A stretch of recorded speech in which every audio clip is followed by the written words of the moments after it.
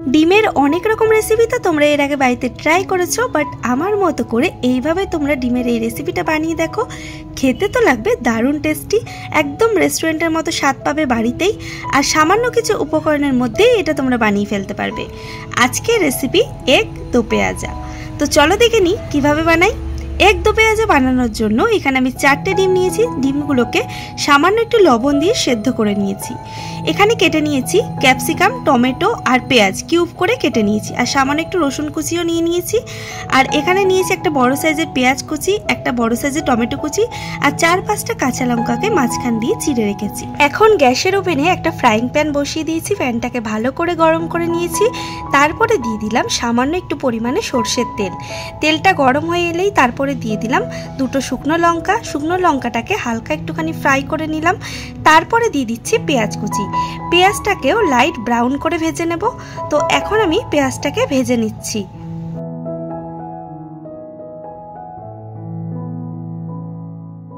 পেঁয়াজটাকে হালকা করে ভেজে নিয়ে দিয়ে দিলাম কাঁচা লঙ্কা, 4-5টা মতো কাঁচা লঙ্কা দিয়েছি। তারপরে দিয়ে দিলাম টমেটো কুচি। টমেটো কুচি দিয়েও এখন ভালো করে টমেটোটাকে ভেজে নিচ্ছি। পেঁয়াজ, টমেটো আর কাঁচা লঙ্কাটাকে হালকা করে ভেজে নিয়ে তারপরে দিয়ে দিচ্ছি এখানে 1 চা চামচ হলুদ গুঁড়ো আর 1 চা চামচ দিয়ে দিচ্ছি কাশ্মীরি রেড চিলি পাউডার, এটা কালারের জন্য দিচ্ছি। এবার এই মশলাটাকে পেঁয়াজের সাথে ভালো করে ভেজে নিচ্ছি। তারপরে খানিকক্ষণ ভেজে নেওয়ার পরে এখন দিয়ে দিচ্ছি 1 চা চামচ মতো ধনে গুঁড়ো। ধনে গুঁড়োটা একটু পরেই দিলাম। তারপরে দিয়ে দিলাম 1 চা চামচ মতো লবণ দিয়ে এখন ভালো করে মিশিয়ে নিচ্ছি। দেখতে পাচ্ছ মশলাটাকে ভালো করে মিশিয়ে নেওয়ার পরে দিয়ে দিলাম 2 টেবিল চামচ টক দই। টক দই দিয়ে এখন মশলার সাথে ভালো করে টক দইটাকে মিশিয়ে নিচ্ছি। টক দইয়ের বাটি ধুয়ে সামান্য একটু জলও দিয়ে দিলাম। এখন সমস্ত মশলাটাকে একটু ফুটিয়ে নেব। তো এখন দেখতে পাচ্ছ সমস্ত মশলাটাকে ফুটিয়ে নিচ্ছি। মশলা থেকে তেল ছেড়ে আসা অবধি ফুটিয়ে নিতে হবে। তো এদিকে দেখতে পাচ্ছ মশলা থেকে তেলও ছেড়ে এসছে। তারপরে এটাকে রেখে দিলাম ঠান্ডা করা অবধি। ঠান্ডা করে ভালো করে এটাকে মিহি করে পেস্ট করে নিয়েছি। এবার এই ডিমগুলোও সেদ্ধ হয়ে গেছে, ডিমগুলোকে ছাড়িয়ে নিয়েছি।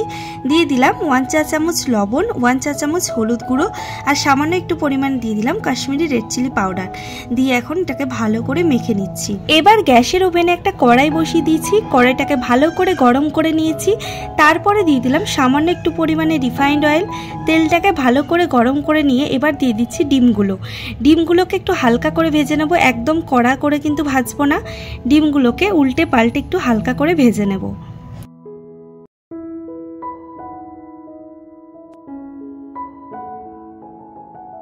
ডিমগুলো ভাজা হয়ে গেছে। এবার বাকি তেলের মধ্যেই দিয়ে দিলাম 1 চা চামচ পরিমাণে জিরেটা একটু নাড়াচাড়া করে নিয়েছি। জিরে থেকে একটা সুন্দর গন্ধ বেরিয়ে এসছে। তারপরে দিয়ে দিলাম রসুন কুচি।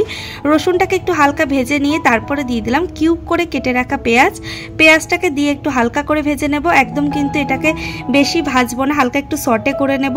তো পেঁয়াজটাকে একটুখানি হালকা ভেজে নিচ্ছি। তারপরে দিয়ে দিলাম ক্যাপসিকাম, কিউব করে রাখা ক্যাপসিকাম দিয়ে আবারও একটুখানি হালকা করে সটে করে নিচ্ছি। এবার একটু সামান্য 1 চা চামচ মতো লবণ দিয়ে দিলাম আর দিয়ে দিচ্ছি 2-4টে কাঁচা লঙ্কা দিয়ে এখন আবারও ভালো করে ভেজে নিয়ে দিয়ে দিলাম টমেটোগুলো দিয়ে এখন আবারও ভেজে নিচ্ছি।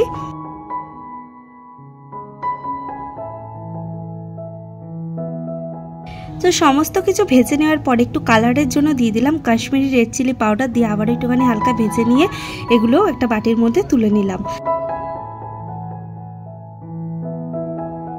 এবার কড়াইতে দিয়ে দিচ্ছি 1 টেবিল চামচ মতো ঘিটা দেওয়ার পর তারপরে দিয়ে দিলাম গ্রেট করে রাখা আদা আর রসুন। তোমরা এখানে আদা রসুন বাটাও দিতে পারো, আমি এখানে গ্রেট করে রাখা আদা রসুন দিয়ে দিলাম। আদা রসুনটাকে একটু হালকা করে ভেজে নিচ্ছি, দেখতে পাচ্ছ একদম লালচে ভাব করে।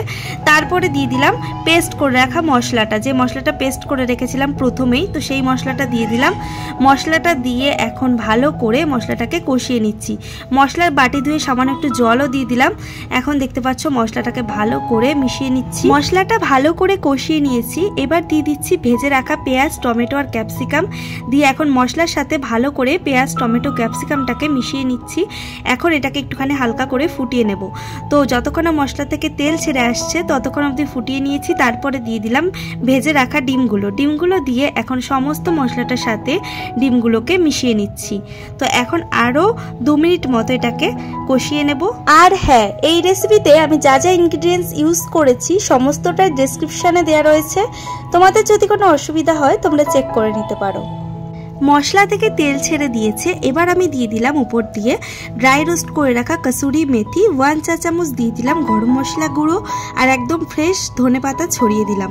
ধনেপাতা দিয়ে ভালো করে মিশিয়ে এটাকে নামিয়ে নিচ্ছি একটা বাটির মধ্যে। তো এখন পারফেক্টলি রেডি হয়ে গেল এগ দো পেঁয়াজা। কি দেখে লোভ লাগছে তো? লাগছে তো পুরো রেস্টুরেন্টের মতো দেখতে।